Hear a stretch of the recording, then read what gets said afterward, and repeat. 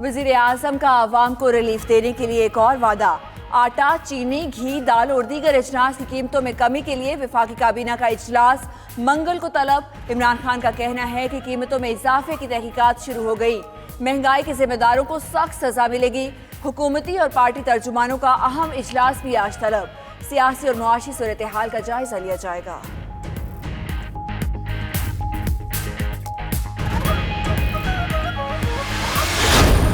फरवरी के महीने के अंदर अंदर आप इंशाअल्लाह ताला देखेंगे बड़े फैसले करने जा रहे हैं वजीर आजम, जिससे ये महंगाई जो बढ़ी है इसकी कमर तोड़ी जाएगी, महंगाई को नीचे लाया जाएगा और उसके साथ साथ वो तमाम लोग जो इस मसनूई महंगाई के जिम्मेदार हैं उसको इसकी कड़ी सजा दी जाएगी। वज़ीर आज़म रवा माह बड़े फैसले करने जा रहे हैं। महंगाई की कमर तोड़ी जाएगी और जिम्मेदारों को सजा मिलेगी। वफाकी वजीर असद उमर ने कहा, कोई शक नहीं महंगाई है, मगर अब मुश्किल वक्त खत्म होने वाला है। एमकेएम वालों से नाराजी नहीं, दोनों जमातें कराची से होने वाली ज्यादती का अजाला चाहती हैं।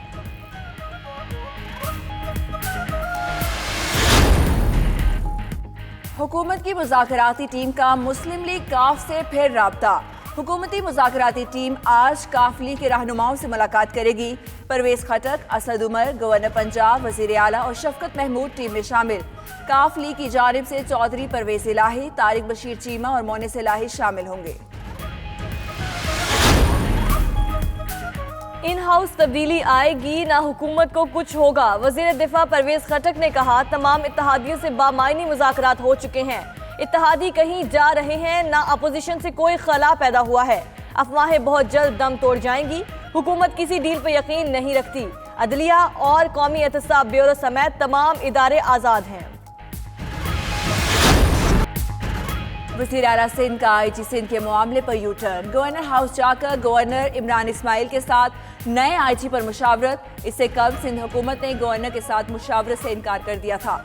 मुलाकात के दौरान सूबे के मसाइल और दो तरफा उमूर पर भी गौर।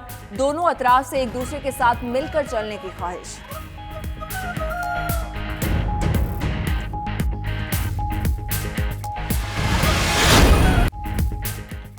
पाकिस्तान आज रावलपिंडी टेस्ट जीतने का अज़्म लिए मैदान में उतरेगा। बांग्लादेश को इनिंग्स की शिकस्त से बचने के लिए मजीद 86 रन दरकार हैं। पाकिस्तान को मैच में फतह के लिए मजीद 4 विकेट्स की तलाश। पाकिस्तानी टीम अपनी पहली इनिंग्स में 445 रन बनाकर आउट हुई। बांग्लादेश पहली इनिंग्स में 233 रन पर आउट हुआ था।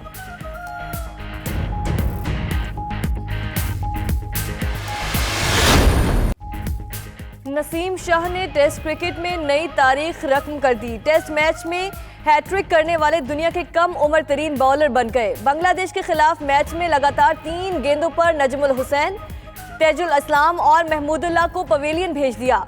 दूसरी इनिंग्स में 4 विकेटें लेकर पाकिस्तान की पोजीशन मजबूत कर दी।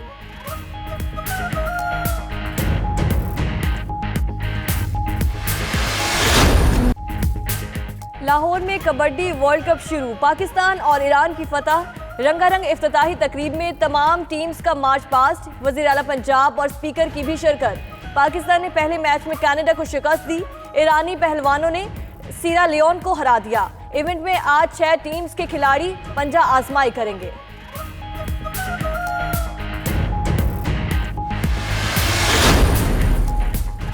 बांग्लादेश ने पहला अंडर 19 क्रिकेट वर्ल्ड कप जीत लिया। बांग्लादेशी क्रिकेटर्स का जश्न मनाना भारतीय क्रिकेटर्स को हजम न हुआ। अंडर 19 वर्ल्ड कप के फाइनल के बाद बांग्लादेशी और भारतीय खिलाड़ी आपस में उलझ पड़े। झगड़े की फुटेज वायरल। सोशल मीडिया सार्फिन ने भारतीय खिलाड़ियों की खूब क्लास ली।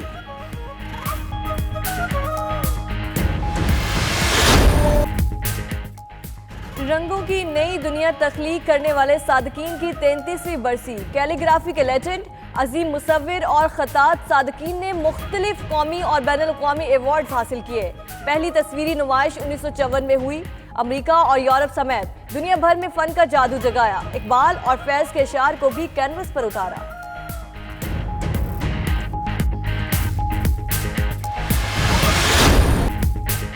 फिल्मी दुनिया के सबसे बड़े अवार्ड शो में चंद घंटे बाकी। ऑस्कर्स अवार्ड्स का मेला आज लॉस एंजलिस में सजेगा। रेड कारपेट बिछ किया, दीगर इंतजामात भी मुकम्मल।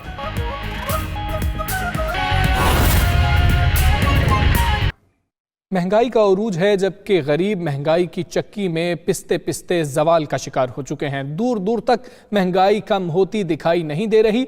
माहिर मुआशियात अशफाक तोला साहब हमारे साथ मौजूद हैं। अशफाक साहब, बहुत शुक्रिया आपके वक्त का।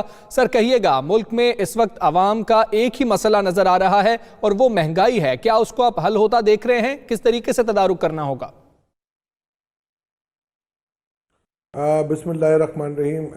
देखिए, ये तो कोई दो राय नहीं है कि महंगाई का एक बहुत बड़ा तूफ़ान हमें घेर के बैठा हुआ है और मेरा ख़्याल है इसको बहुत जल्द पकड़ना पड़ेगा हुकूमत को, वरना ये बुनियादें हिलाने वाला ये एक मंज़र नज़र आ रहा है मुझे।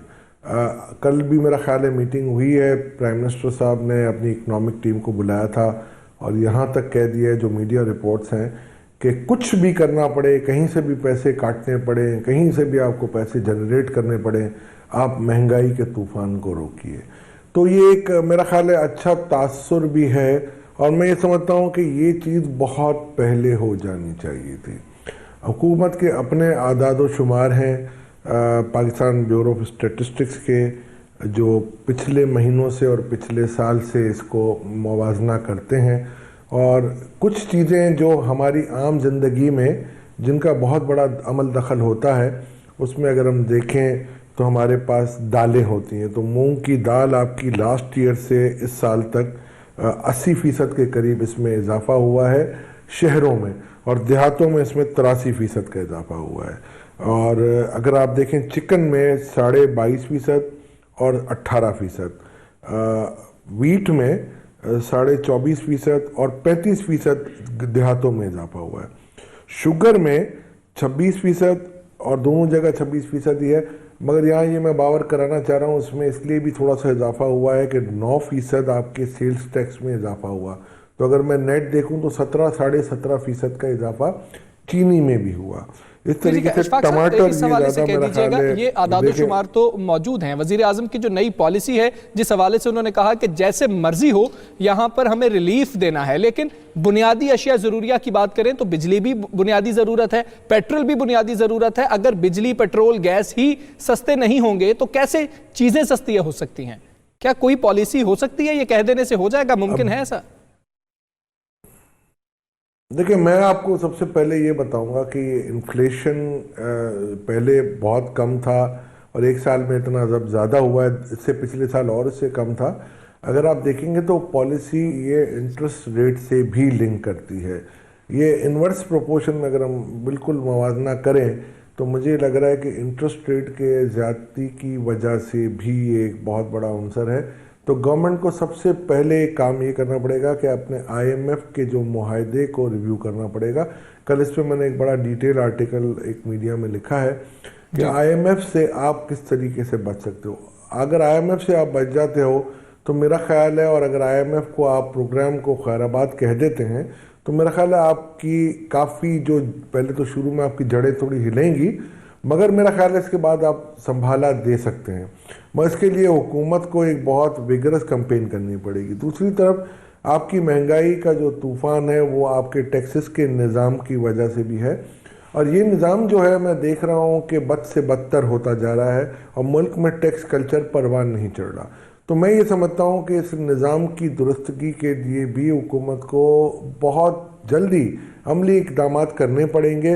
अब बातों का वक्त नहीं है और मेरा ख्याल है ये वक्त अगर गुजर गया तो ये तूफ़ान जो है ना, ये मेरा ख्याल है सुनामी में कन्वर्ट ना हो जाए। तो ये हुकूमत को पहले तो IMF से मुआहदे की नज़रसानी करनी पड़ेगी, टैक्सों की मद में कमी करनी पड़ेगी, टैक्सों की इस्लाहात करनी पड़ेंगी, अपने शरह सूद को कम करना पड़ेगा।